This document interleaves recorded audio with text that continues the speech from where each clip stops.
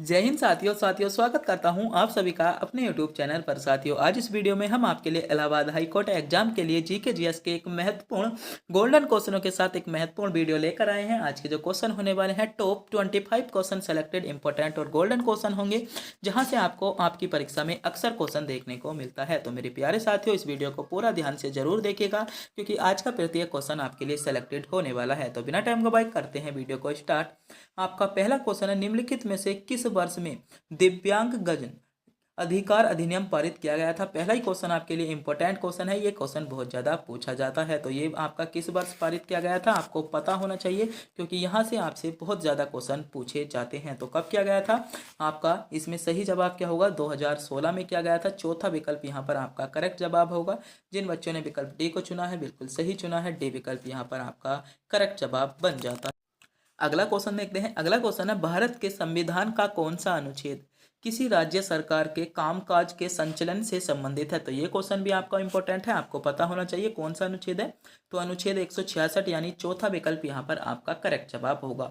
मेरे प्यारे साथियों, आपने अभी तक हमारे चैनल को सब्सक्राइब नहीं किया है, चैनल को सब्सक्राइब करें, क्योंकि चैनल को सब्सक्राइब करने में आपका किसी भी प्रकार का कोई पैसा नहीं जाता, नहीं हमको मिलता है। बस हम इससे मोटिवेट होते हैं और आपके लिए सेलेक्टेड इंपॉर्टेंट क्वेश्चनों के साथ वीडियो लेकर आते हैं। तो प्लीज़ चैनल को सब्सक्राइब करना बनता है, एक चैनल को सब्सक्राइब जरूर करें। अगला क्वेश्चन है आपका बोरेन हेंगिस्टनी के अधीन पारित निम्नलिखित में से किस अधिनियम को हाफ लोफ सिस्टम भी कहा जाता है। ये क्वेश्चन बहुत ज़्यादा इंपॉर्टेंट है, तो आपको पता होना चाहिए हाफ लोफ सिस्टम भी कहा जाता है। तो हाफ लोफ सिस्टम जो कहा जाता है, पीट्स इंडियन अधिनियम, पीट्स इंडियन एक्ट बोल सकते हैं, पीट्स इंडिया एक्ट या पीट्स इंडियन अधिनियम आपका 1784 को कहा जाता है।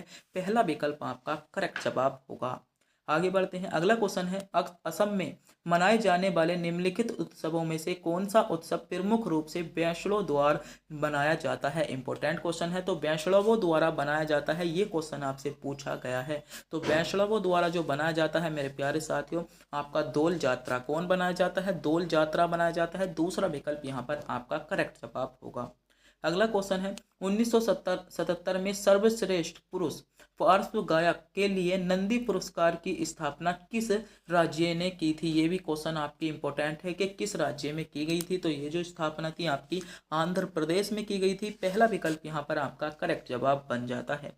आगे बढ़ते हैं। अगला क्वेश्चन है, गोविंद जी नृत्यालय निम्नलिखित में से किस राज्य में स्थित है। तो किस राज्य में स्थित है आपको पता होना चाहिए, ये आपका मणिपुर राज्य में स्थित है, मणिपुर यानी दूसरा विकल्प आपका करेक्ट।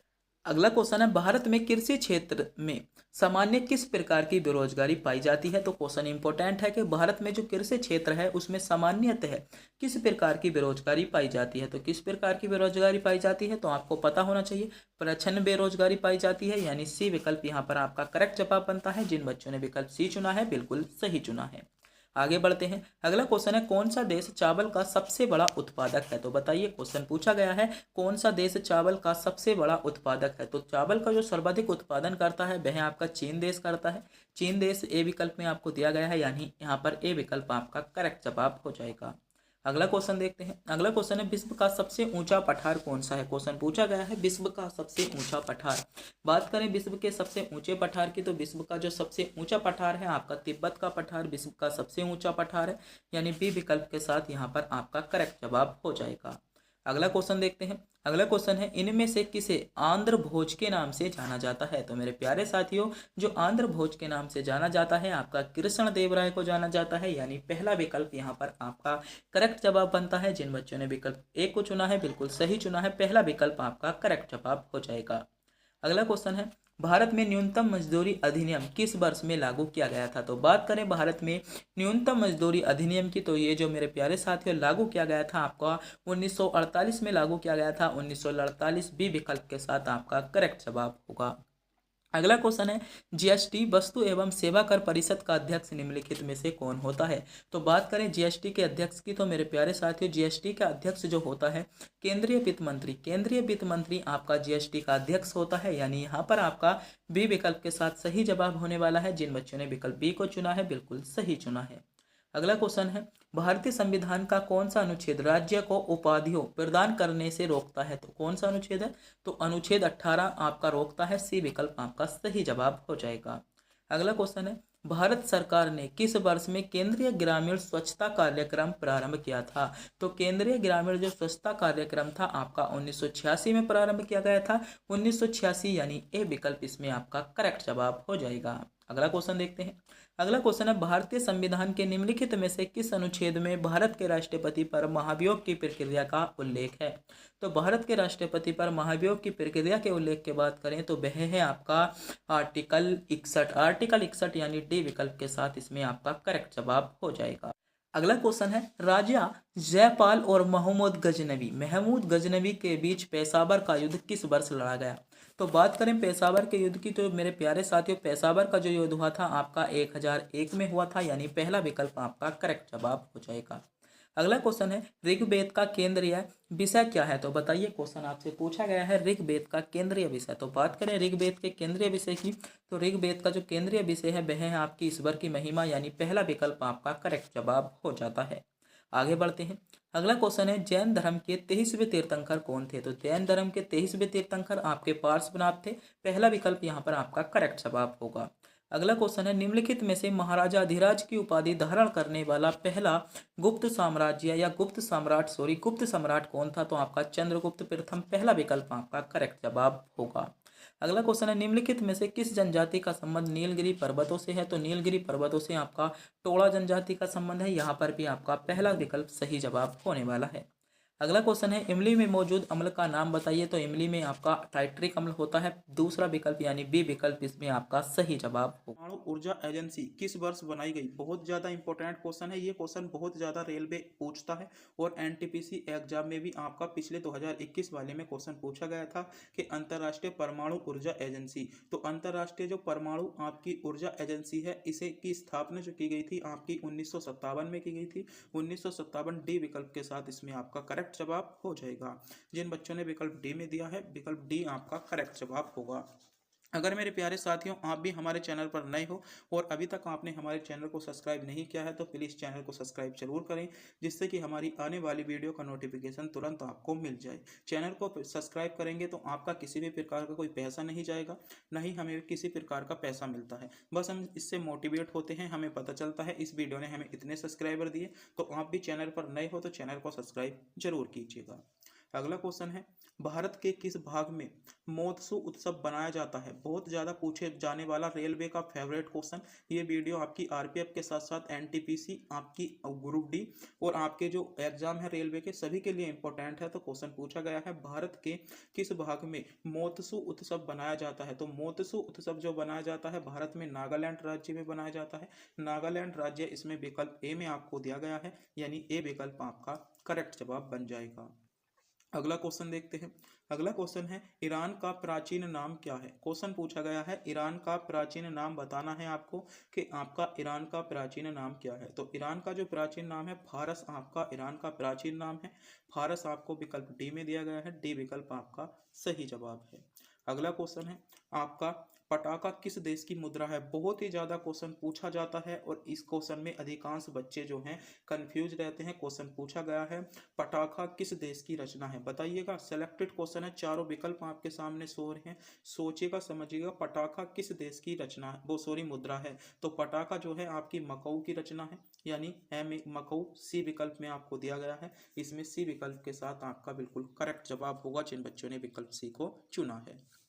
अगला क्वेश्चन है, निम्नलिखित में से कौन सा जोड़ा सही है? तो इनमें से आपको बताना है कौन सा जोड़ा आपका सही है, कौन सा जोड़ा आपका इसमें से सही हो जाएगा।